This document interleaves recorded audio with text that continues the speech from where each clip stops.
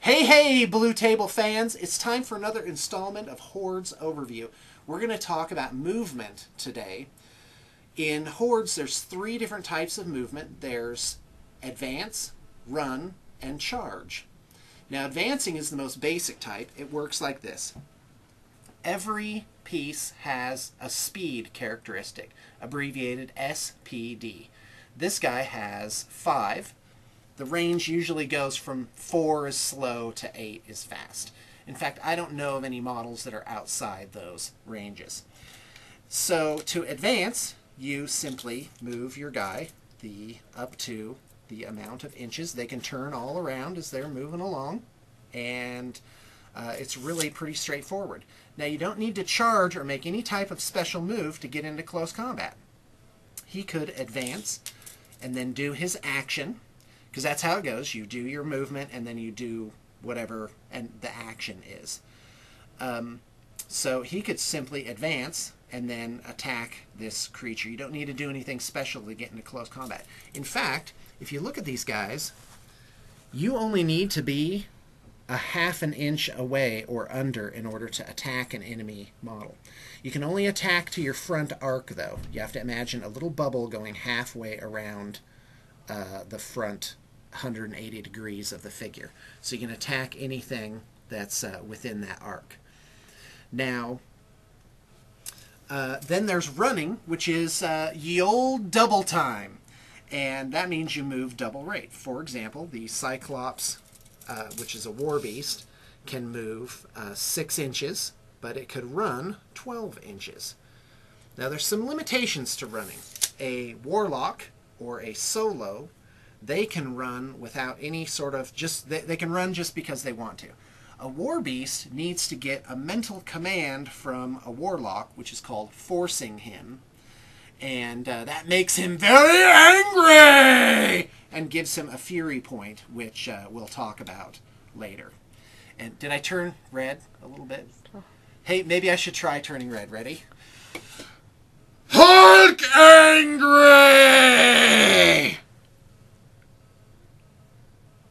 Anything? Yeah, you're definitely. Did I turn you're red? Starting to glow. Neat. Whee! I burst capillaries in my face. It's awesome. All right. So It's a skill.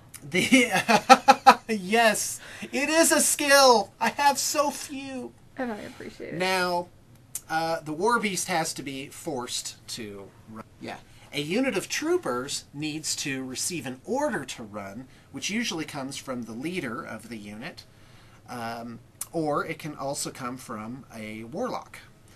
And basically, he issues his one command a turn. It could be to run, and they would double time it. These guys have speed 5, so they would all advance. Excuse me, they would all move double time. Now, if you run, you don't get an action, typically.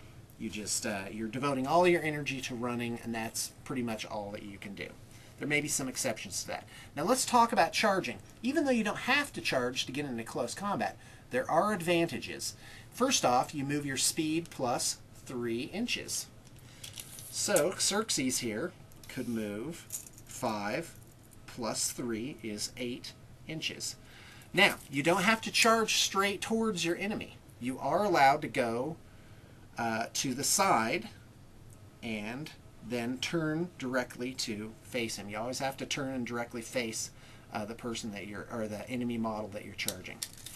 So that allows you to get other models into the action like this. Now, of course, you would do that one at a time because of the way that units activate. Now, charging combines the charge and a attack, and your first attack actually gets some bonuses because of the momentum of your charge. However, you can't if your charge is less than 3 inches, you don't get those bonuses because there's not enough space to build up momentum. So from 2 inches away, you can still charge, but it doesn't particularly help you. Also, if the Cyclops brute here tried to charge this Rayek, he would stop short because he couldn't get into the difficult terrain here. However, there's nothing stopping him from simply advancing into the difficult terrain. And I think that's about it. Now, different units, again, just like with running, they have to receive, they have to charge under certain conditions, meaning a unit of troops has to receive an order to charge. A war beast must be forced to charge, meaning he receives a telepathic command from the warlock to do it. And again, that has certain effects in the game every time you force a war beast. So that's movement in Hordes.